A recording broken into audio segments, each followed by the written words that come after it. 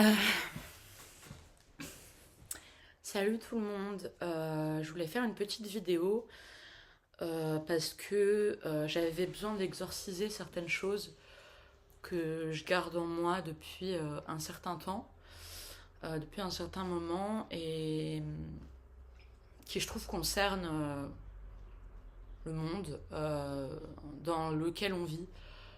Euh, Ce que je voulais dire, c'était que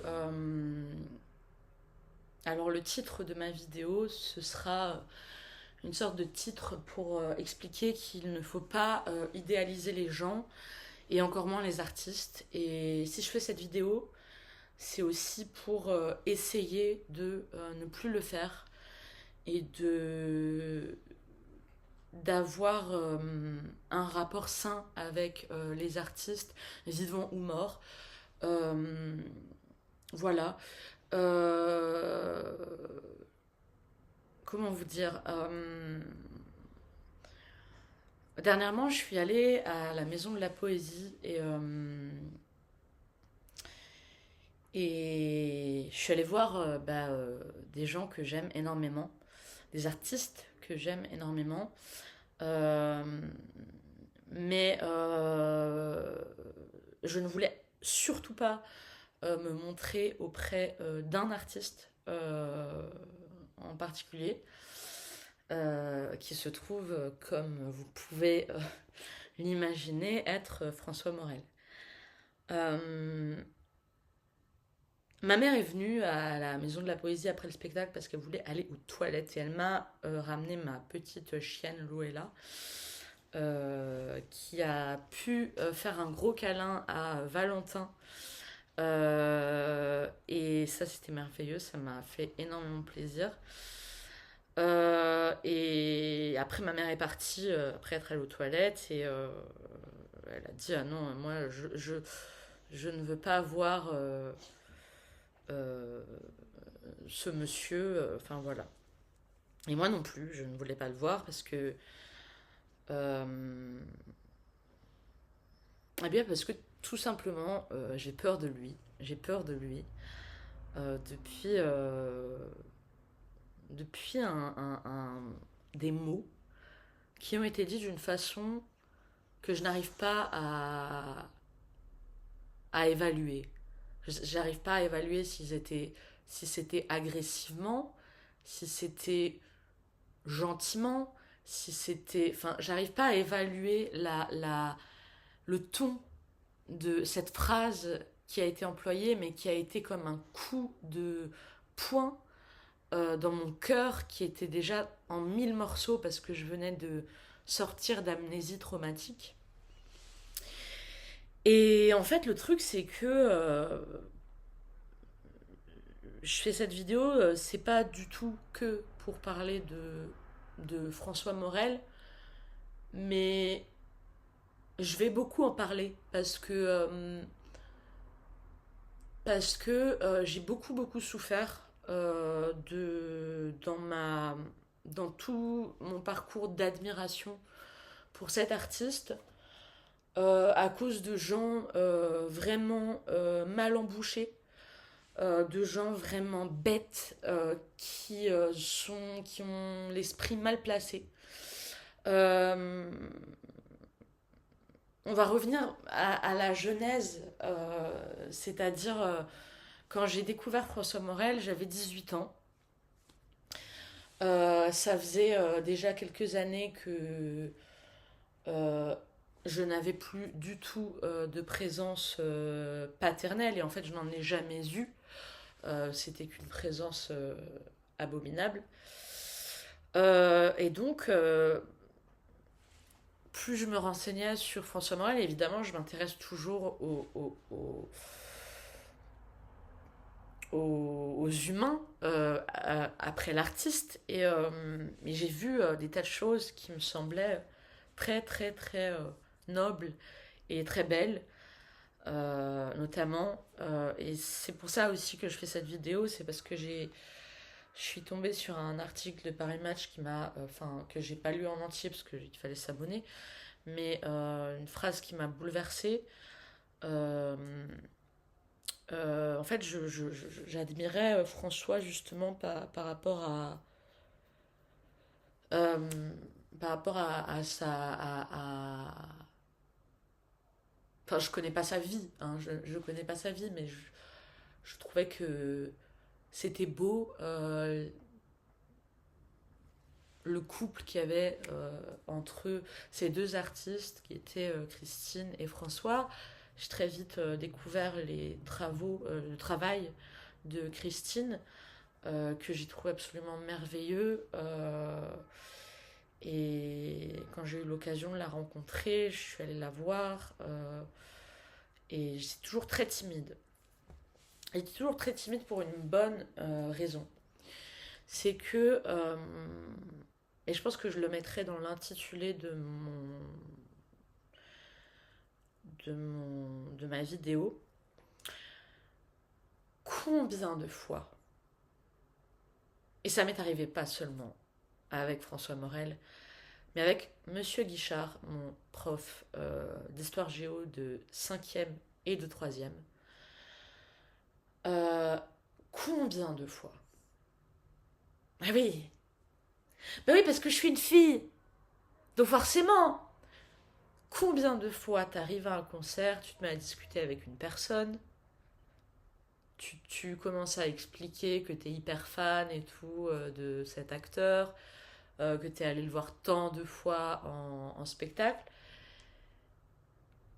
et il te sort «Ah, mais vous êtes un peu amoureuse de lui!» Fuck. Et ça m'énerve absolument. Cette injonction de quand t'es une fille. Mais en fait, c'est même pas.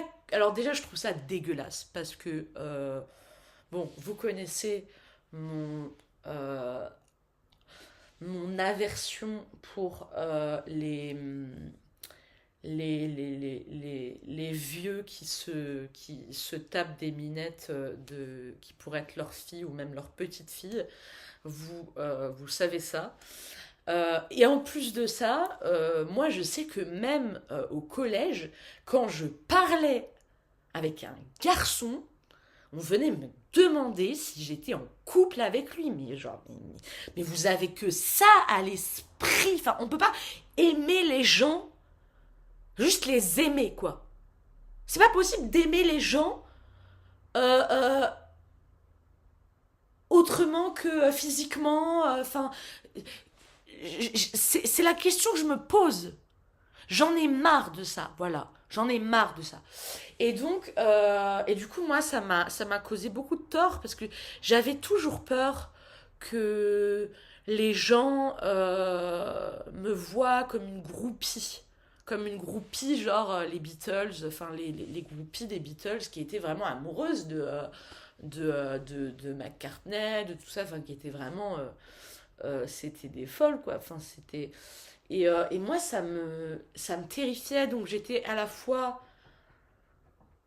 je savais pas trop comment me positionner parce que j'ai jamais pu m'empêcher d'être ce que je suis. Enfin, en fait, au début, je m'empêchais. Enfin, j'essayais, mais j'y arrivais pas. C'est-à-dire que bah, je faisais des comptes fans, j'essayais de. Bon, première erreur, sur mon compte fan, j'ai beaucoup identifié en 2021 François sous mes publications. Ce qui m'a causé un presque coma éthylique. Mais bon, merci François, parce que grâce à vous, j'avais donc 20 ans et pendant plusieurs mois, j'ai été allergique à l'alcool, donc c'est plutôt pas mal. Rebrisez-moi le cœur, s'il vous plaît. Euh, non, mais du coup, maintenant, je suis un peu habituée être. À avoir le cœur brisé par François Morel. Et en fait, j'ai pas envie qu'on dise de lui c'est un odieux personnage. Moi, par exemple, il m'arrive de dire quel connard. Et après, je regarde le ciel Je demande pardon. Je demande pardon au ciel d'avoir dit ça parce que ce n'est pas vrai. Ce n'est pas vrai. Et en fait, je me souviens d'une fois, c'était mon anniversaire et donc forcément aussi le sien, puisqu'on est tous les deux du 10 juin. Et il me vouvoyait ce jour-là. Bon, des fois il lui arrive de me vouvoyer et ça me fait chier parce que putain, vous avez, je vous voyais, vous avez 42 ans de plus que moi, je pourrais être votre fille, donc arrêtez de me vouvoyer. Et puis quoi encore, vous allez m'appeler madame? Merde, mademoiselle. Et puis je sais très bien que vous avez fait une chronique sur mademoiselle, mademoiselle, mademoiselle, les mademoiselles ont des ailes. Mademoiselle, c'est tout, voilà. Bonjour, moi c'est Anastasia, bonjour. Euh, ce qui se passe, ce que voilà, en fait, j'ai vécu beaucoup. En fait, ce que je veux dire, il faut pas idéaliser les artistes, il faut pas idéaliser les gens, sauf peut-être, enfin non, même pas, parce que moi, si vous voulez, effectivement, si vous me connaissez, vous savez que bah, je fréquente des artistes, mais je les fréquente et en fait, moi, je les aime, donc forcément, je me dis, j'ai un rapport amical avec eux. Mais non, non, non. En fait, ce ne sont pas mes amis. Ils ne veulent pas être mes amis. Sauf, euh, effectivement, la chanteuse Lio, qui est vraiment une amie, même si je la vois très peu. Euh, mais qui, elle, je pense, est peut-être moins réservée et plus réservée avec les gens du spectacle, de son milieu donc à elle, qu'avec ses spectateurs. Ce qui est l'inverse de, je dirais, François Morel pour François. Mais François, alors c'est quand même, en fait, François, c'est comment dire, c'est un petit peu, beaucoup de gens ont vécu ça avec François, des gens qui ont travaillé avec lui, des gens qui ont été plus ou moins dans une relation de travail et d'amitié. C'est genre, un jour, on va au resto, on dîne ensemble et tout, et on discute et tout, et puis la semaine d'après, on va voir un autre spectacle de lui, c'est à peine s'il nous dit bonjour, et puis voilà, basta, quoi. Donc c'est un peu ça. Et moi, ça a toujours été comme ça. Donc, je me retrouvais à faire des kilomètres et des kilomètres pour que je ne fais plus ça depuis un moment maintenant, depuis bien plus d'un an. Euh, je ne fais plus des kilomètres et des kilomètres, c'est-à-dire prendre le train, prendre un Airbnb, prendre un hôtel pour aller voir François Morel, pour 3 minutes de conversation avec lui. Après, parfois, j'ai eu de la chance. J'ai eu des moments où, vas-y, le moment où, la première fois où il m'offre un cadeau, il m'offre son livre et un autre livre. Et moi, je traînasse après le concert et il dit, ah, mais elle est invitée. Donc je dîne avec eux. Il dit un truc qui me met extrêmement mal à l'aise et ça, je m'en souviendrai toute ma vie parce que j'avais l'impression qu'il savait que j'avais un problème avec ça et qu'il l'a dit justement pour me provoquer. Et que peut-être il comprenait justement ma peur et que c'était un peu pour me, je sais pas, pour me faire rire, bon, je sais pas. Mais bon, c'était un moment très drôle parce qu'il regardait mes dessins, il trouvait ça formidable. À un moment, j'ai fait un morpion toute seule et il a dit, mais ça c'est merveilleux. Donc c'était, enfin, il me donnait des grappes de raisin et tout. Bon, il y avait ça, il y avait un moment, vous imaginez pas, bon, je fais un malaise pendant un de ces concerts. Donc il y a une ambulance et tout, et moi je pleure, je dis, je peux pas dire au revoir à François. Et donc il vient dans l'ambulance et tout, et je lui dis, ah mais François, je suis nul, je t'interdis de dire que t'es nul, t'as plein de talent, il y a plein de gens qui t'aiment, on a vécu des moments super, tout ça, bon voilà, des trucs comme ça.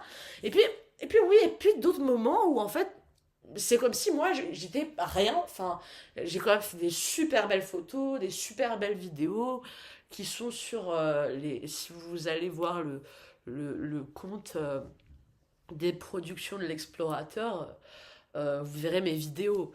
Et j'ai fait des photos assez belles. J'ai réussi à faire une affiche de concert pour un concert de François, pour lequel j'ai gagné un peu d'argent et j'ai pu m'acheter des super crayons de couleur. Donc j'étais assez contente. Et j'ai pu après faire de super dessins que François likait sur Instagram et tout. Jusqu'à ce que le 15 juin dernier, il me bloque. Voilà. Parce que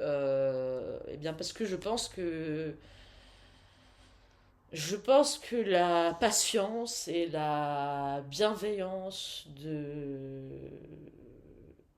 François Morel à mon égard avait ses limites euh, dans la mesure où il a vécu un drame et où en fait je l'ai laissé un peu tranquille pendant un moment.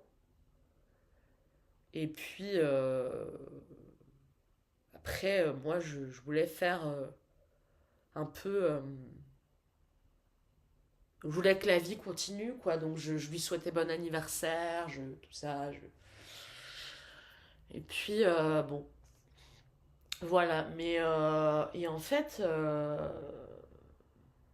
bon, là, je vous parle beaucoup de François Morel parce que c'est quand même la figure.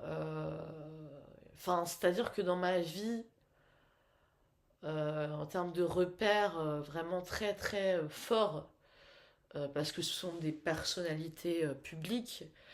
Il y a François Morel et il y a Lio. Et comme vous le savez sans doute, à un mois d'intervalle, les deux ont perdu un être extrêmement cher. Et donc voilà, et j'en parlais en début de vidéo. Euh, je vais tout simplement, je vais me lever un instant, je vais couper la caméra quand je me lève.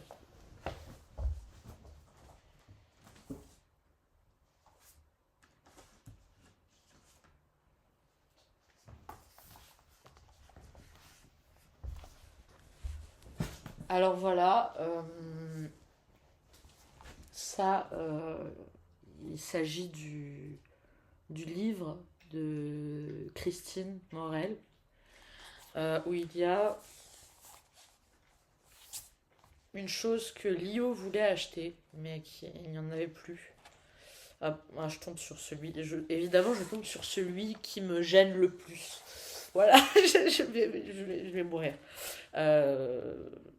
Tuez-moi. Donc, non, celui que j'aime, qui me touche profondément, qui me fait voyager. Oh putain, je tombe encore sur celui que. C'est. Attendez. Laissez-moi. Ah voilà, c'est celui-là. Alors celui-là, je le trouve mais absolument magnifique. En fait, ça me fait penser à Poussette et à. Ça me fait voyager, ça me fait aller dans les contes de mon enfance. Il y en a. Celle-là est magnifique aussi. Vous voyez? Bon. Eh bien, évidemment, il y a aussi ce livre-là. Je ne vous montre pas tout le livre, mais c'est aussi des dessins de Christine. Christine Patry Morel. Et donc, Donc voilà, donc je pense que c'est très difficile pour François en ce moment et donc je pense qu'il doit s'être durci peut-être. Parce que on peut s'endurcir de quelque chose, mais on peut aussi se durcir. C'est-à-dire et ne pas, enfin oui, parce que en fait moi je pense que j'ai jamais, j'ai toujours été pas considérée comme égale, pas considérée comme une artiste, pas considérée comme, j'ai toujours été considérée comme la groupie. Bien sûr, j'ai été tellement heureuse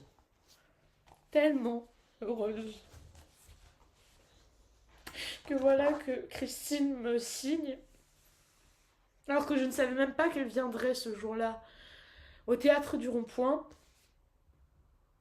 Elle était très fatiguée. Pour Nastasia, une vie pleine de joie. Et puis après, je l'ai revue quelques fois, elle allait mieux.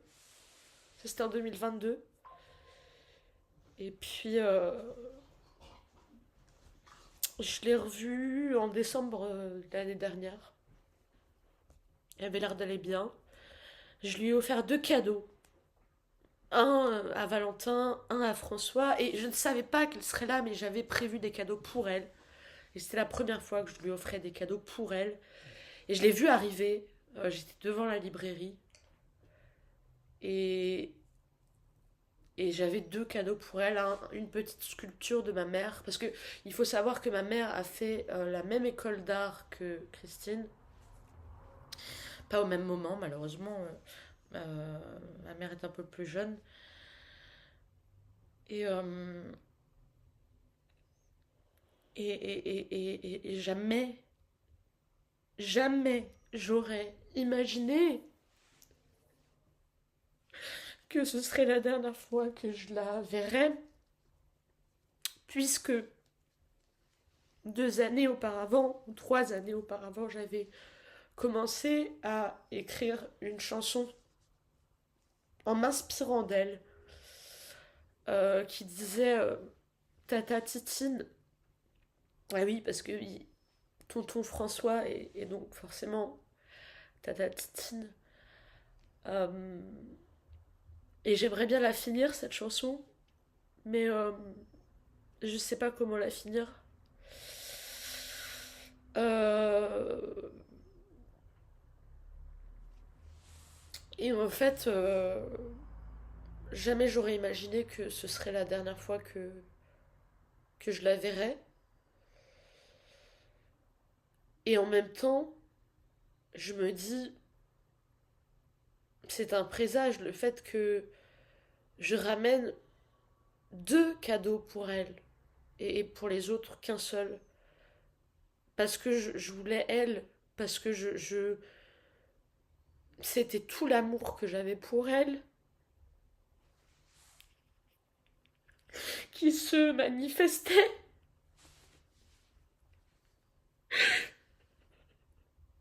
avant, avant qu'elle parte, quoi.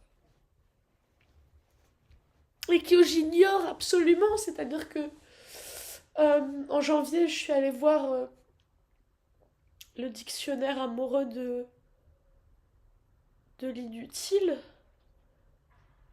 et personne ne disait rien. Mais je sentais qu'il y avait quelque chose. Je sentais qu'il y avait quelque chose. J'ai toujours senti qu'il y avait quelque chose. J'ai toujours senti. Enfin bref, en réalité, je vous ai beaucoup parlé de François Morel et de Christine.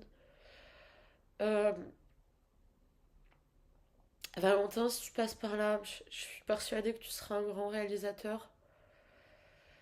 Euh, je,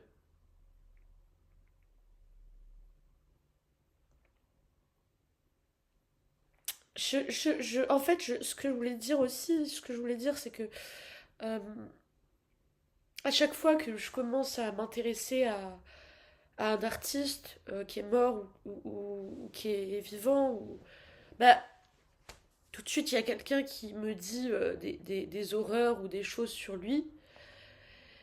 Et, euh, et moi, je veux pas. Je veux pas. Je veux être bien, vivre bien. Là, vous voyez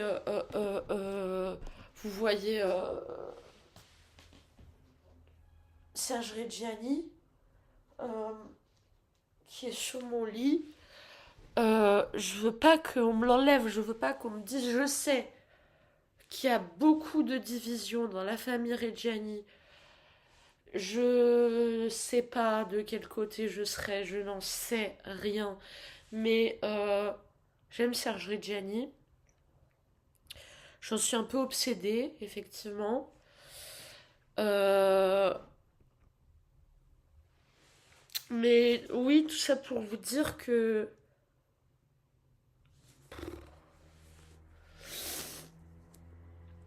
toutes les larmes que j'ai versées euh,